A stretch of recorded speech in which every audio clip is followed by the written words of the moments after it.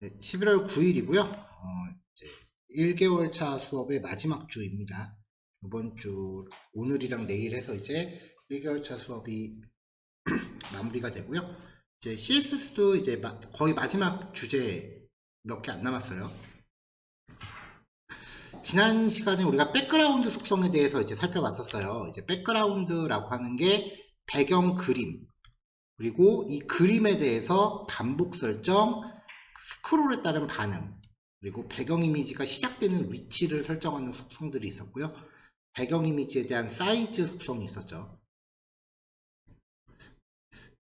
얘네들은 전부 웬만해서는 한 세트로 움직이는 거고, 그리고 배경 색상을 설정하는 속성이 있었습니다. 이것들을 한꺼번에 일괄 처리하는 게 이제 백그라운드라고 하는 속성인데, 가급적이면은 일괄 속성은 사용하시지 않는 거를 좀 권해드려요. 자, 이 기본 속성들의 특성을 살펴보는 예제들을 지난주에 이제 마지막에 봤었고요. 오늘은 백그라운드를 어떻게 응용하는가에 대한 이야기를 먼저 시작을 할 거예요. 일단 백그라운드를 응용하는 방법 중에 하나가 배경 이미지랑 텍스트 인덴트, 들여쓰기 속성이거든요. 이거를 같이 사용을 해서 이제 웹 접근성을 확보하는 방법이에요. 대부분 웹사이트가 이제 로고 같은 경우는 이미지 처리를 많이 해요. 근데 이미지로 로고를 처리하게 되면은 이제 접근성이 좀 떨어진다는 거죠. 접근성이 떨어진다는 게 무슨 말이냐면은 스크린 리더로 접속을 했을 때 그 이미지를 식별할 수 없는 경우가 많다는 거예요. 그래서 시각장애인을 위한 스크린 리더까지 고려를 한다면 사이트의 이름을 텍스트로도 넣어줘야 된다라는 건데, 이 텍스트 처리하는 게 사실은 이쁘게 만들기가 쉽지 않으니까 많이 기피를 하죠. 그럴 때 백그라운드 속성이랑 텍스트 인덴트 속성을 같이 사용을 합니다. 자, 요것과 관련된 예제가 5번 예제예요.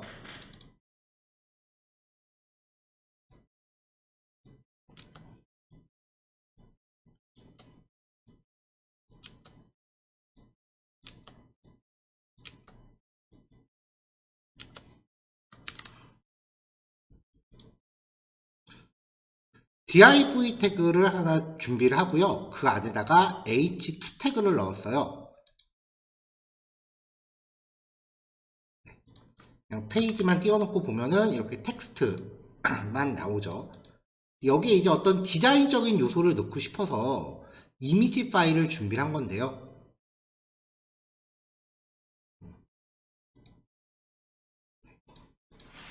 자, 이렇게 이제 이미지 파일을 넣은 거예요. 텍스트를 이렇게 이미지에 집어 넣으면은 스크린 리더가 이 그림을 인식하지는 못해요. 이미지는 조금 안 이뻐도 그러려니 해주세요. 제가 만든 거라. 자, 얘를 처리하기 위해서 일단은 전체가 하늘색이 있고 거기에 구름이 들어가 있는 형태잖아요. 그래서 이런 이미지를 별도로 하나 준비했어요. 하늘색으로 시작해서 점점점 하얗게 되는 이미지요. 얘를 전체 배경의 가로축 반복으로 쭉 깔 겁니다. 이미지 두 개가 어떻게 사용되는지 잘 보세요. 자, 일단 전체 여백 없애고요. 이 서브 타이틀이라는 div 태그에 사용하고자 하는 이미지 높이를 확인해서 박스 높이를 맞춰줬습니다. 가로축으로는 가득 채웠고요.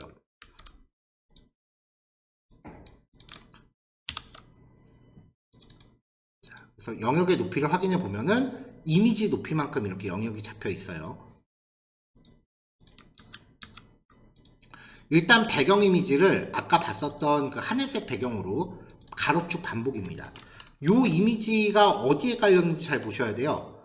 서브 타이틀이라는 텍스트 영역이 이 div 태그거든요. 여기에다가 지금 하늘색 배경을 다 깔아놓은 거죠. 그래서 이렇게 하늘색이 가로축을 가득 채웠어요.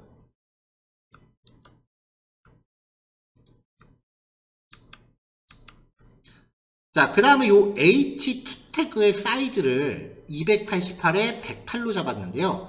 요 사이즈가 뭐냐면은, 네, 요 이미지 크기를 그대로 맞춰준 거예요. 자, 그래서 지금 영역이 이렇게 가운데로 왔습니다. 박스 크기를 고정해버렸기 때문에 텍스트 양이 많아지면은 밖으로 삐져나간 겁니다. 지금 여기서 삐져나간 거는 별 상관없어요. 자, 여기에다가 아까 봤었던 배경 이미지를 이렇게 넣어줍니다. 배경이기 때문에, 말 그대로 배경이기 때문에요. 글자 앞에 이렇게, 글자 뒤에 이렇게 숨어 있습니다.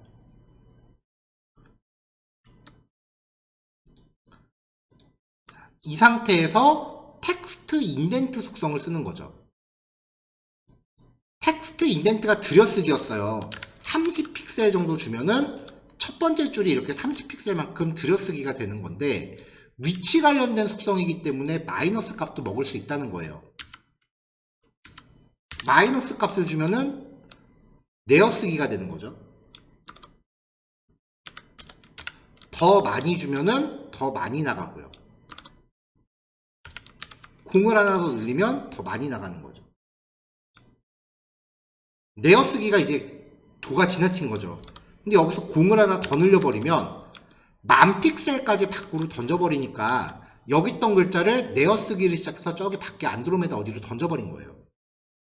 그러면 화면상엔 안 보이지만 이 H2 태그 안에 멀쩡히 텍스트는 들어있거든요. 그러니까 스크린 리더는 이 안에 있는 텍스트를 읽어가지만 눈으로 봤을 때는 글자가 안 보이고 이미지가 들어있는 거죠. 이렇게 이미지를 표시할 때 지금 img 태그를 안 쓰고요. img 태그를 쓴 게 아니라 일반 박스에다가 배경으로 넣었단 말이에요. 배경으로 넣게 되면 특징이 뭐냐면은 마우스 우클릭했을 때 그 그림을 저장하는 메뉴가 안 떠요.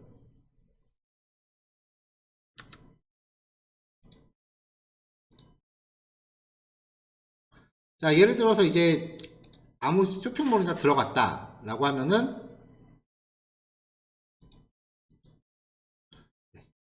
보통 img 태그를 쓰면은 이미지를 다른 이름으로 저장이라는 메뉴가 떠요. 그러니까 그림을 따로 저장할 수 있는 거예요. 이미지를 퍼갈 수가 있는 거죠. 근데 그림을 백그라운드로 표시하면은 마우스 우클릭했을 때 그 그림을 저장하는 메뉴가 안 떠요. 제가 알기로 네이버 메인은 img 태그 쓴 게 없어요. 다 배경으로 떠요. 안 뜨죠. 이미지를, 그러니까 HTML 코드를 아는 사람은 퍼갈 수 있어요. 여기서 개발자 도구 열어서 찍으면 배경 이미지 뜨니까 그걸 이제 사용하면 되는데, HTML을 모르는 경우에는 마우스 우클릭, 저장이 안 되네? 그러고 넘어가는 거예요. 그래서 이미지를 못 퍼가게 하려는 의도로도 백그라운드 이미지를 사용하는 경우가 있어요. 배경 이미지를 사용하는 첫 번째 케이스고요. 지금 이 예제에서 확인하셔야 되는 게 두 가지 내용이에요. 첫 번째는 백그라운드 이미지를 넣고서 텍스트를 밖으로 던지면 이제 웹 접근성이 확보된다라는 게 첫 번째 주제고요. 두 번째는요, div 태그에 배경을 하나 깔았단 말이에요. div 태그에 배경을 하나 이렇게 깔았어요. 그리고 그 위에 h2 태그에도 배경을 또 깔았죠. 이 안에 있는 h2 태그에도 배경을 깔았단 말이에요. 근데 우리는 이 방향으로 보면은 이 이미지 두 개가 겹쳐진 것처럼 보인다는 거죠.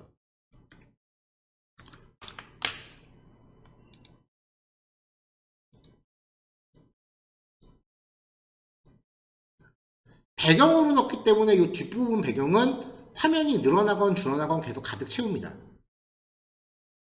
그러니까 배경 이미지 HTML 중첩 구조를 만들었을 때 그 중첩 구조에 각각 배경 이미지를 넣으면은 이미지를 겹쳐 놓는 것 같은 효과가 돼요. 대체로 이제 포토샵 같은 거 작업하시면서 레이어 작업 해보신 분들이 요 스킬에 굉장히 능하세요. 이미지를 겹쳐서 쓸 수 있다는 거요.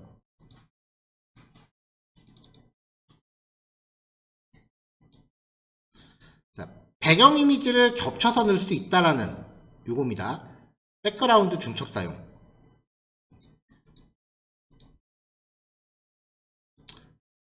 자, 그거를 이제 응용을 해서 이런 식의 메뉴를 한 번 더 구성을 해볼 건데요. 지금 보시면 여기 오른쪽에 화살표가 브라우저 넓이가 넓어지건 좁아지건 계속 따라다녀요, 끝을. 그리고 여기 메뉴 텍스트는 일반 텍스트로 안 넣고 이미지로 준비해 놓은 거예요.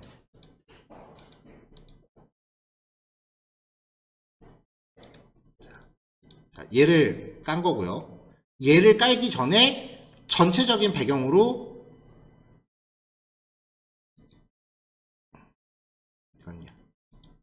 네, 얘를 먼저 가로축에 반복해서 깐 겁니다. 오른쪽에는 이 화살표 이미지를 넣은 거고요.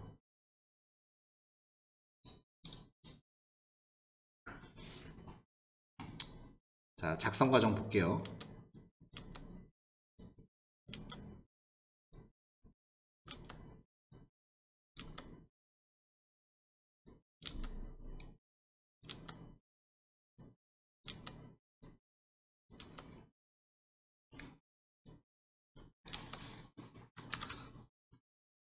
자, 메뉴가 들어갈 영역이다 라고 해서 div 태그 하나를 영역을 잡아놨고요. 그 안에 메뉴를 위한 목록 정의 태그 놨습니다. 메뉴는 무조건 목록 정의 태그예요. 그리고 그 안에 이제 각각의 메뉴 항목들을 li 태그로 놓고 li 태그 들어가면 무조건 a 태그 넣는 거 국룰이라고 생각하시면 돼요. 그 안에 이제 메뉴 항목들을 넣어놨어요. 목록정이니까 일단 이렇게 나오겠죠?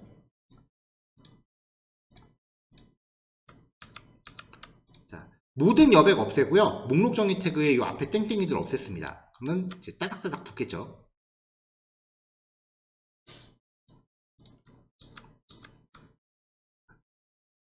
이 div 태그의 가로축을 가득 채우고 높이는 184를 잡았습니다. 184라는 게 뭐냐면 이제 이 메뉴 항목 4개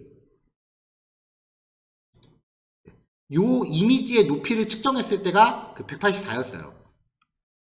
그래서 높이를 배경 이미지에 맞춰서 잡아주고요. div 태그에 먼저 배경 이미지를 깔았는데요. 메뉴에 대한 배경만 먼저 반복해서 깔았습니다. 배경 이미지가 이렇게 돼 있는 게 가로 쭉 반복해서 깔리는 거예요.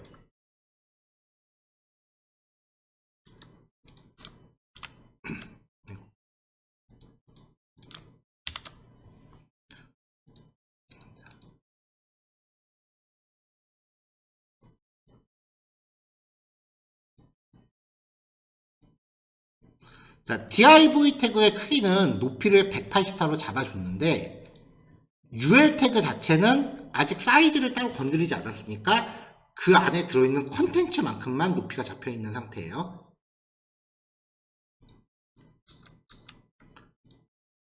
ul 태그의 크기를 똑같이 184로 맞춰줍니다. 그러면 ul 태그 사이즈랑 div 태그 사이즈가 똑같이 맞춰지고요. 그 안에 있는 li 태그는 아직 안 건드렸으니까 사이즈는 컨텐츠만큼만 생깁니다. ul 태그 영역만 확장을 한 거죠. 자, 이제 ul 태그에 아까 메뉴 텍스트를 담고 있는 배경 이미지를 깔아요. 반복 없이 왼쪽 상단에 나오게끔요. 얘예요, 얘. 얘를 ul 태그에다 배경으로 깔았으니까 안에 배경이 이렇게 들어가 있는 거죠. 아직 li 태그는 사이즈가 각각 텍스트 컨텐츠만큼 잡혀 있어요.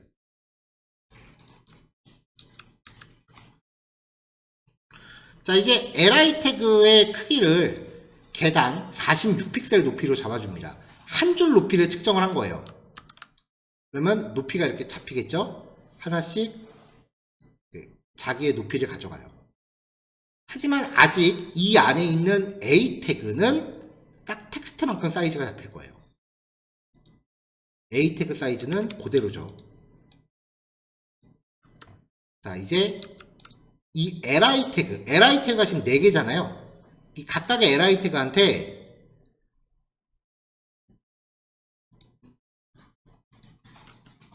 얘를 배경으로 깔 건데, 그러면 li 태그가 4개니까 얘가 4번 나올 거예요. 반복시키지 말고 오른쪽 가로축으로는 오른쪽, 그 다음에 세로축으로는 중앙에다 놓을 겁니다.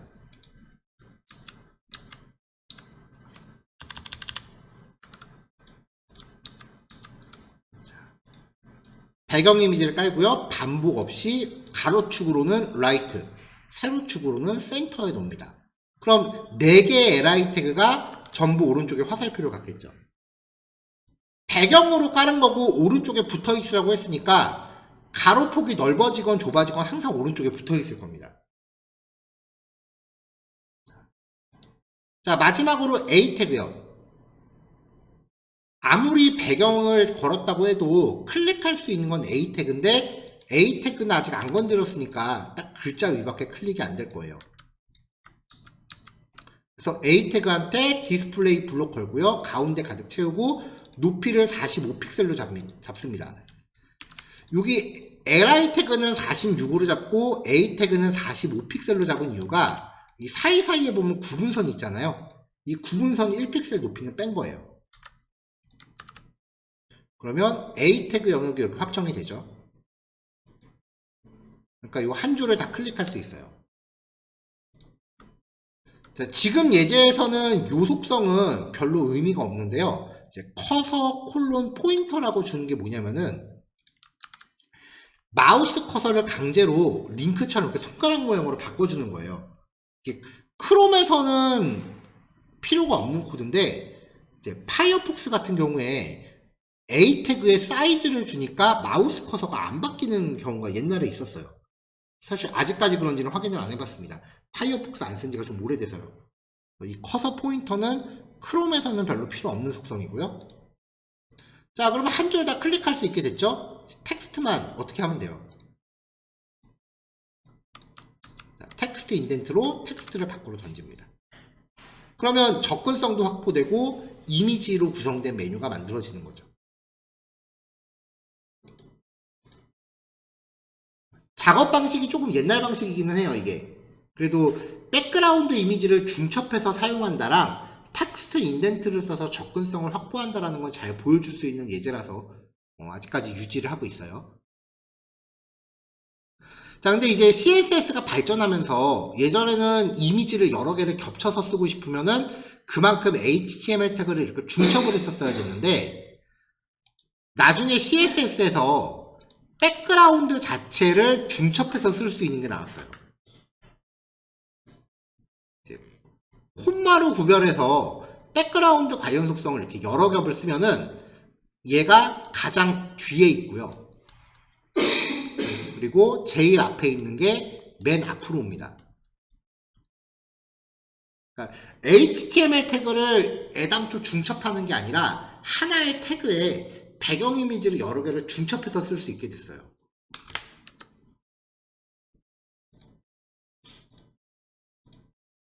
자, 그래서 7번 예제가 똑같은 결과물을 한 번에 처리한 겁니다.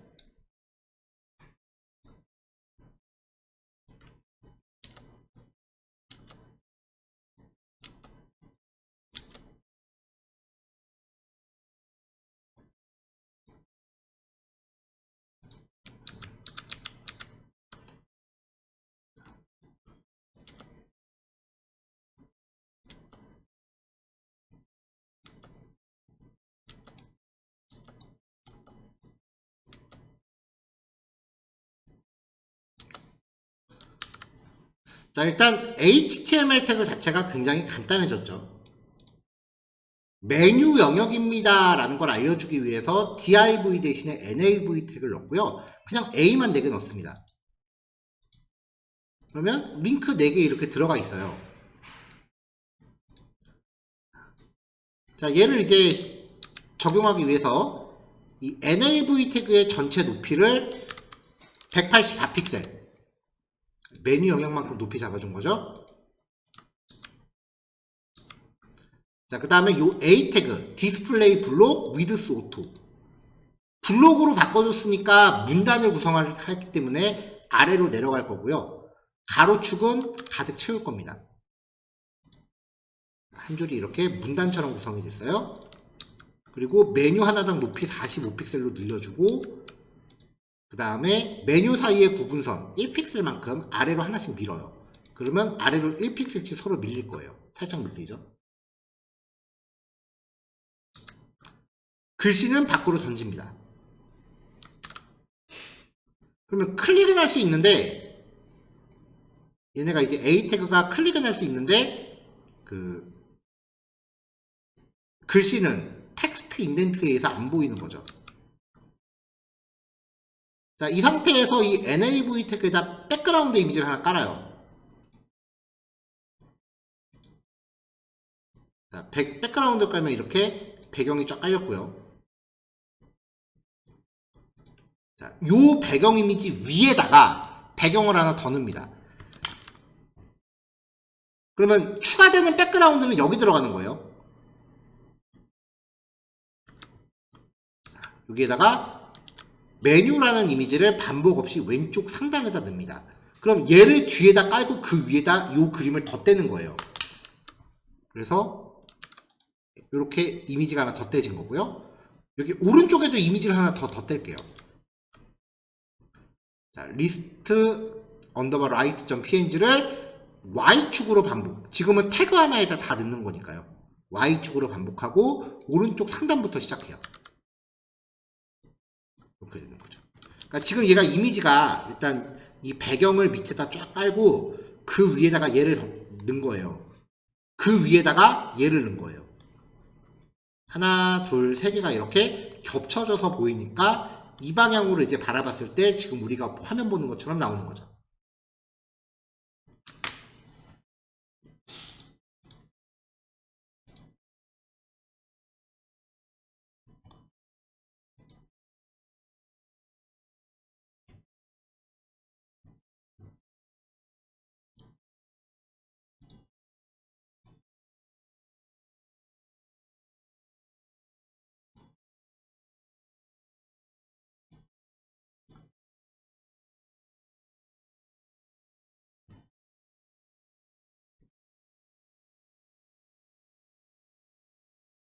자, 예제 두 개만 더 볼 건데요. 8번하고 9번은 설명할 내용이 좀 많아서 8번, 9번이 한 세트거든요. 8번, 9번은 설명할 내용이 좀 많아서 2교시로 돌리고요. 10번, 11번부터 보겠습니다.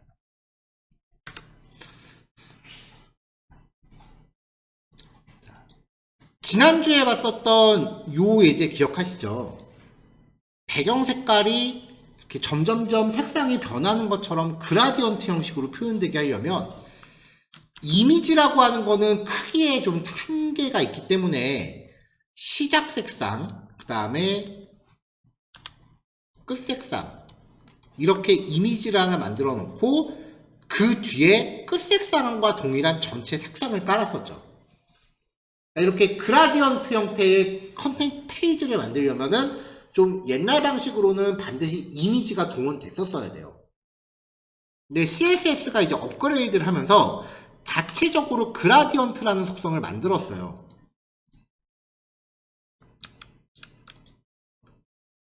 그래서 얘는 결과 보면은 색상이 이렇게 점점점 바뀌는 게 보이시죠?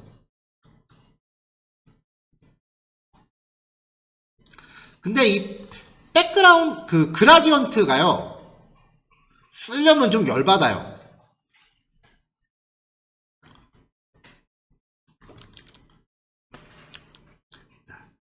웹브라우저의 종류가 웹브라우저를 만들 때 기본적으로 이제 갖다 쓰는 기본 템플릿이라고 해야 될까요? 보통 웹브라우저 엔진이라고 부르는데 웹브라우저를 만드는 데 쓰는 기본 골격을 뭘 쓰는가에 따라서 종류가 좀 나눠집니다. 대표적인 게 이제 웹킷 계열이라는 게 있고요. 그 다음에 모질라 계열이라는 게 있어요. 그 밖에 나머지가 이제 지금은 없어졌지만 인터넷 익스플로러 계열이 있고요.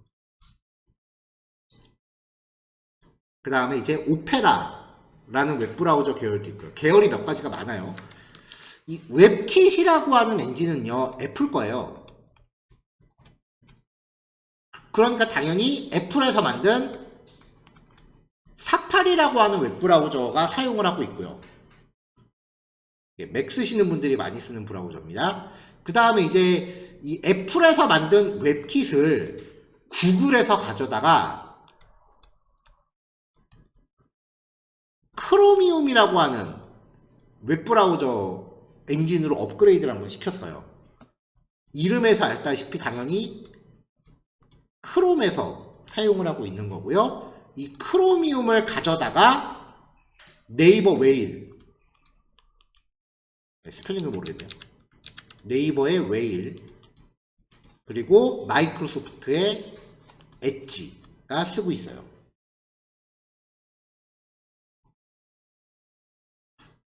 왜 아이폰이 많이 팔릴수록 정작 뒤에서 웃는 거는 삼성이잖아요.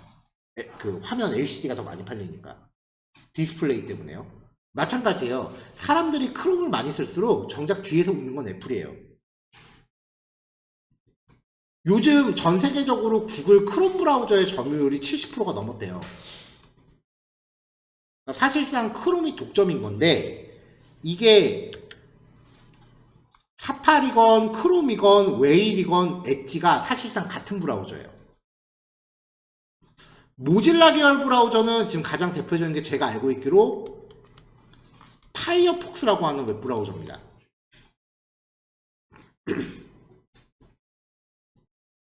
요즘은 파이어폭스 잘 안 쓰는 것 같아요.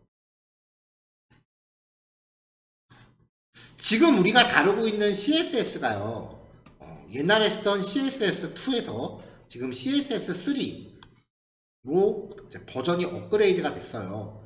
이게 업그레이드가 되는 과정에서 CSS라고 하는 거는 그냥 작성 규칙이라고 보시면 돼요. 그리고 이 작성 규칙을 각각의 웹브라우저 개발사들이 자기네 웹브라우저가 그 코드를 해석할 수 있게끔 웹브라우저의 기능을 추가하는 거예요. 그러니까 CSS나 HTML은 그냥 작성 규칙에 대한 어떤 표준 안이에요. 그 표준안을 각각의 웹브라우저 개발사들이 얼만큼 반영하는가. 그리고 그 반영 비율에 따라서 웹브라우저별로 CSS를 얼마만큼 지원하는지가 달라져요.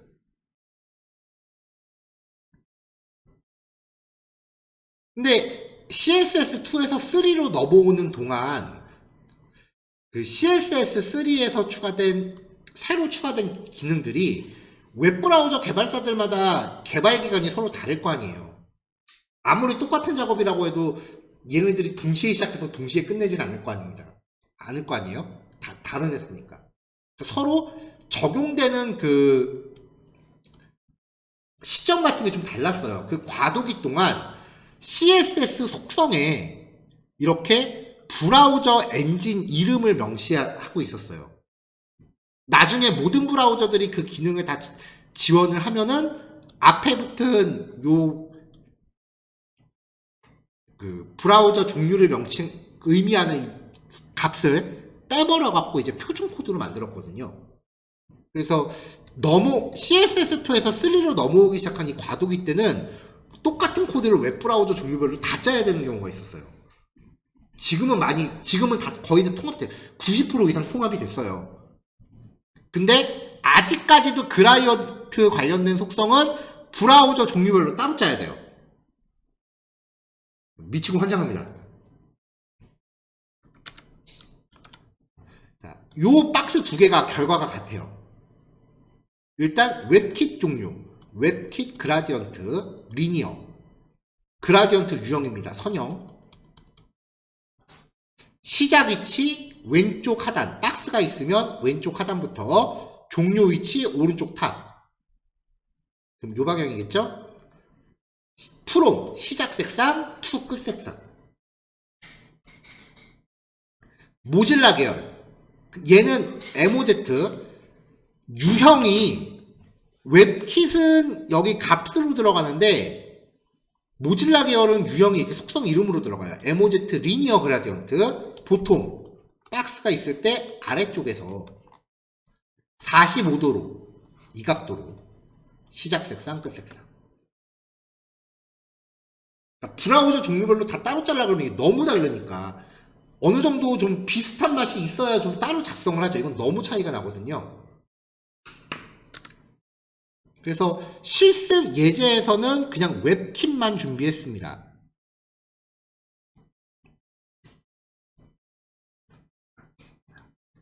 자, 그레이드 1하고 그레이드 2에요. 자, 얘는 웹킷 그라디언트 선형 레프트 탑 왼쪽 상단에서 레프트 보톰. 박스가 있을 때 왼쪽 상단에서 왼쪽 하단으로 그냥 이렇게 이 방향으로 그라디언트가 가라는 거고요. 하늘색에서 흰색으로. 얘는 왼쪽 하단에서 오른쪽 상단, 아까 보셨던 걔입니다. 이 방향으로 그라디언트가 적용이 되는 거예요. 이렇게 나오는데 이 파일은 실습하지 마세요. 자, 이거 지금 같이 하세요. 크롬 브라우저 여시고요. 다른 브라우저 안 돼요. 크롬 브라우저 여시고요.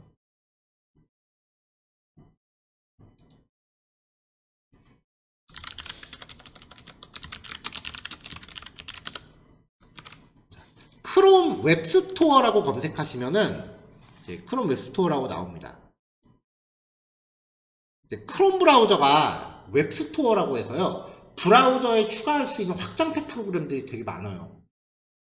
네이버 웨이라고 마이크로소프트 엣지는 이 웹스토어가 없어요. 약간의 뭐 설정을 거치면은 크롬 웹스토어에서 받아서 쓸 수는 있는데 아무래도 정상적인 방법이 아니니까 가급적이면 크롬 브라우저 쓰시길 권해드리고요.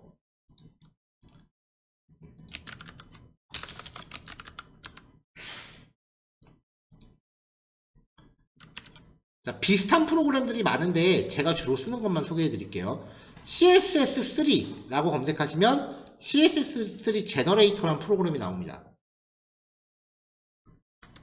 여기 제일 위에 나오는 얘예요. 요거 클릭하고 들어가시면 되고요.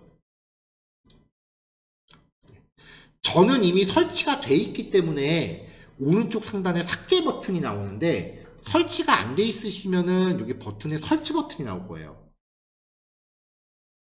누르시면 설치가 됩니다.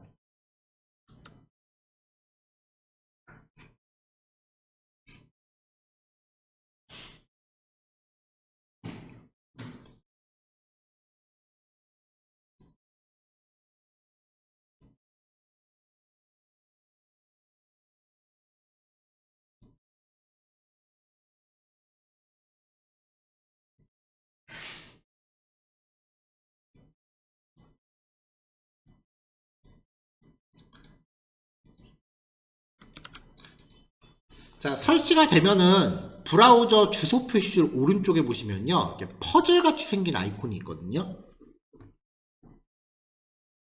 얘를 누르시면은 지금 내 웹브라우저에 설치되어 있는 확장 프로그램들이 쭉 나와요. 여기서 CSS3 제너레이터에 대해서 이 핀을 클릭해서 활성화를 시켜주시면은 주소 표시줄 오른쪽에 메뉴로 고정이 돼요.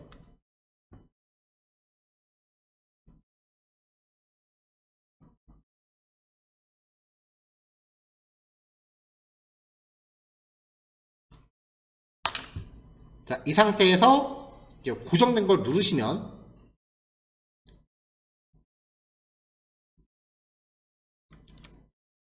자, 이렇게 이제 탭을 통해서 몇 가지가 나옵니다. 텍스트 섀도우는 우리 했던 거죠.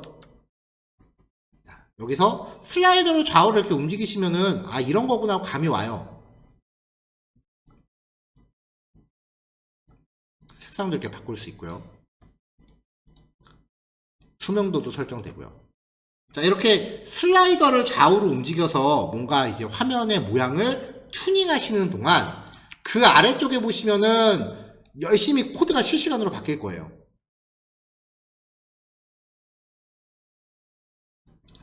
텍스트 섀도우 속성뿐만 아니라 마이크로소프트 익스플로러가 적용할 수 있는 코드까지 같이 만들어져요.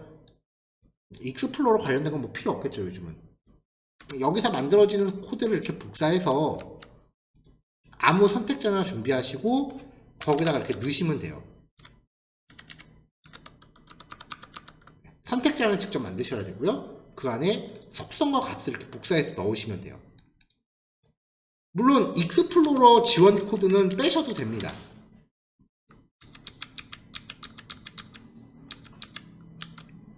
자, 다른 것도 볼까요?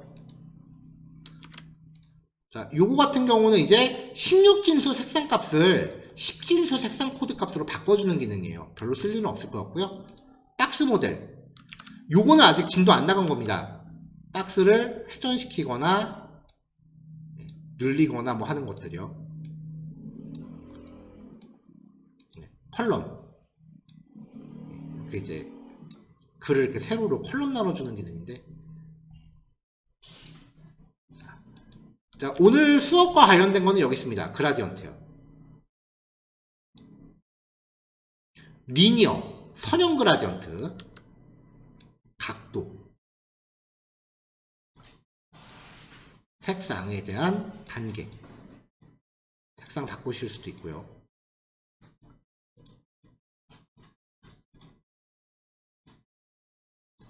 이렇게 만드시는 동안 브라우저 종류별로 그 배경 색상 설정하는 코드가 만들어져요.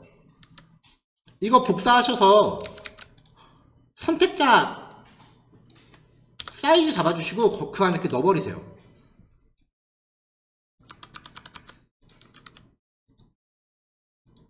그러면 그렇게 이제 그라디언트가 만들어지는 거죠.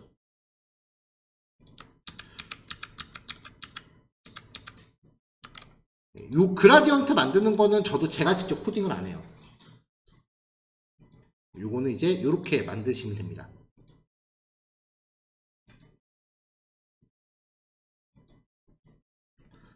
시간이 42분이나 됐네요. 자, 5번, 6번, 7번, 그 다음에 10번까지만 실습하시면 되고요. 다음 교시에 10번하고 11번이 이어지니까 다음 교시에 11번 소개해드리고 8번, 9번 봐서 백그라운드를 마무리할게요. 자, 시간이 조금 부족하실 것 같네요. 3시까지가.